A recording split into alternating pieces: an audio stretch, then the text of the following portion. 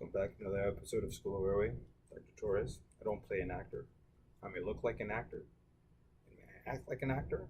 I may demonstrative reactions with face and eye rolls and expressions with my hands. But no, I am actually a doctor, an MD. So, getting out of the way, another episode of School of Airway. Who says I can't use Bi-Pap? It's my license. All right. Tackle CO narcosis. So I got a patient, or towards the end of my shift, finishing off. Dilemma of, do we pick up a new patient or help out or do a shitty sign out by seeing a patient haphazardly, barely writing a note and then crappily giving a sign out. Kind of a voyeur, helped out a little bit on this case. It was towards the end of my shift, so another attending wound up, and the residents are seeing this patient, a full team. But pay attention very carefully on this patient. Stroke notification for a patient who's lethargic. That usually means, lethargy usually means some type of encephalopathy and not just stroke. And if it's a stroke, it's either massive ischemic, I doubt it's bilateral, or a massive hemorrhagic stroke. Right. So there must be a reason with these experienced paramedics. And when I saw them come in, they were experienced paramedics. I've seen them for the last 13 years. Called the stroke. Story is a patient with recurrent prostate cancer getting chemo and radiation therapy, hypertension, maybe diabetes, no strokes. Earlier in the day, he felt weak, lightheaded. The word dizziness was mentioned, and he had fallen, unwitnessed, but he was found on the floor and they brought him up. But the reason they brought him in right now, despite the fall happening in the morning, and he showed up around 12:30 in the evening, right after midnight, is he was lethargic. Family was worried.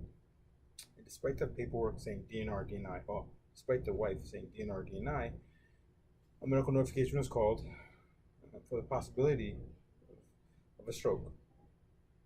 Stroke team was already there. Arrived with on arrival because EMS notification, and I'm like, there's no focality on this patient. I'm gonna tell you straight up, the patient looked straight like this, with some agonal breathing, almost a Q sign, or a little bit of a mixture of the O and the Q sign. If you read House of God, you'll understand. I'm like, yo, this does not look like a regular stroke that I'm giving TPA to. And then there was a thought, maybe he hit his head and has a subdural. Almost all these patients in Queens are on Plavix, aspirin, FEN, Brilinta, Cludin, Eliquis, Xarelto, Pradaxa. Name the drug, get some type of blood thin. All right? So I'm like, do we do an ABG now or later? Patients already on either mask, but I'm like, why is he doesn't look right. Kind of ashen. I'm like, of course, to get these guidelines of CMS for stroke activation in case this is a stroke. Got a line in and send the BBG. If we're going to get this line, we're going to get a true ABG. My thought. Goes to CAT scan. CAT scan found nothing acute and massive. I'm like, what does it hurt to do an ABG? Of course, it was clarified with the family because the patient's been sick for a while because of the cancer. And recently had a cough, a dry cough. No fever, not eating well though. And maybe that's why he fell, because he had generalized weakness. Like his own version of adult failure to thrive at home. That more likely is the reason why he fell. And I know some more information, so I'm gonna speed it up. I'm gonna tell you straight up. Most people, this is the highest I've ever seen, never live with this. Look at those numbers. CO2 narcosis, hypoxia. Looks like a retainer because look at the bicarb is also elevated as well. So he's likely a chronic retainer, right? And I'm like, I'm gonna tell you straight up. No dual nebs or steroids gonna fix this right off the bat. He likely has metabolic encephalopathy causing his mental status changes, not a stroke. Of course, CAT scan was done. Stroke person agreed with me. Finger stick was like in the 360s or above 100. No hypoglycemia. We didn't think it was honk, DKA. We'll do a workup to make sure it's not, but of course the stroke attending is not in the room, it's on the phone. It's like, hey, he had dizziness. Maybe he needs a CTA and an MRI. However, he's a neurologist being called for a possible stroke. I am the ear doctor, and my name is on top of the chart, or my colleague is. I'm like, well, kill him is not the delayed MRI or CTA. What will kill him right now is lack of exchange of CO2, making him lethargic. What will it hurt? I've written an article on this with co-authored an article, like a summary of guidelines and possible treatments in the emergency room and ICU with my colleague, Dr. Michael Rideos, who used to be here at the same shop I'm working at. And you can use this on DNR, DNI patients. The wife stated to these experienced paramedics, do not intubate my husband. He's DNR, DNI. She knows what that means.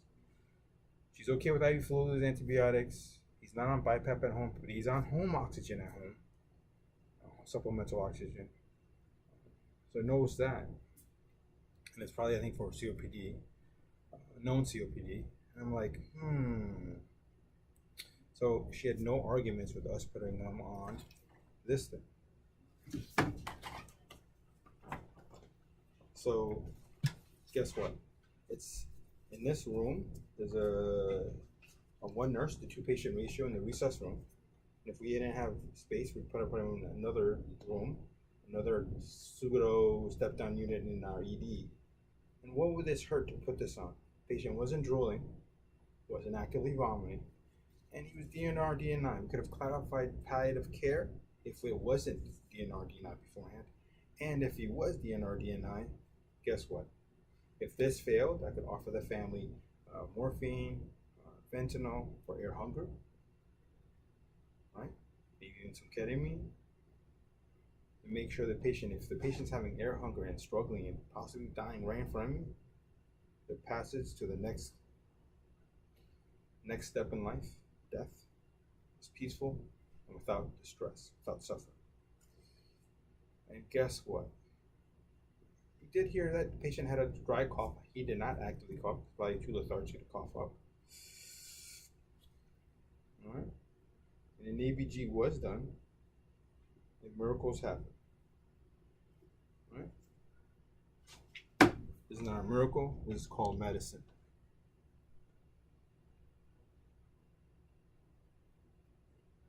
All right. This is called medicine. The hypocarbia is improved, not to the point that he's going home right away, but he opens his eyes, recognizes his wife, and follows commands. The magic of non-invasive ventilation. Now, some people are arguing that, oh my God, if his pH was so low, he should have been a contraindication.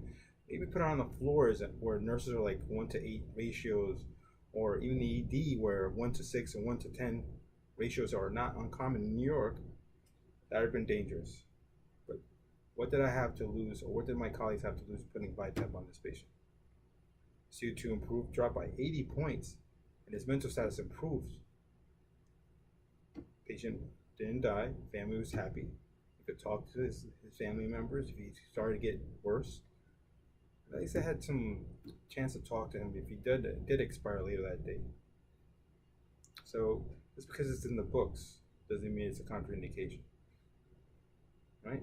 I was actively, or my colleagues, my nurses were watching. If the patient was vomiting, if he vomited, I could have done high flow. Probably wouldn't have worked, right? He wasn't actively drooling, causing a meniscus sign of saliva up the mouth. And patient was noted to have what looks like a pneumonia, a right lower lobe pneumonia. Okay? No contraindications to antibiotics. There's no pneumothorax, no pleural effusion. That was not atelectasis. I just set the procalcitonin. I'm not going to wait for it. If your patient has a white count, not a white count, patient's old. May not mount a white count. Check a rectal temp. You could be hypothermic, hyperthermic. You could be aspirating. You probably get a speech and swallow study later on when it's more awake. go from there. But this is my license. I kept the patient alive. I didn't kill the patient. My job was to keep the patient alive and make sure that the family had peace of mind that I was not causing harm to the patient. Again, it's your discretion, but with experience, anecdotally, every time you use this on a patient, even if he had pneumonia, he wasn't actively coughing, even when or hacking up or having coughing fits or paroxysmal whooping cough fits. So, mind it, when people say you can't use it for pneumonia, you can't. Probably would be better with high flow, but remember, what was killing him right off the bat, right in the moment in front of you, was a high CO2 narcosis, hypocarbia, not the pneumonia. And later on, we fix the pneumonia, or try to fix it with antibiotics and doing nebs. Okay? I don't need a pulmonary consultant to tell me what an ER doctor should know what to do. The patient's alive even today and got sent home. His stay was like 4 days in the hospital. He got better. All right. Please come back to another episode of School Airway and my mannequins. Sometimes say yes to Bi-Pap, even when the naysayers say no. I have a link in the website, Life in the Fast Lane, to link to a free article, PDF of this article, that me and my co-author, Dr. Rideos, wrote about non-invasive ventilation in the emergency room. Check it out. Comments are welcomed. Please write. I can only make this website and this blog better. Peace.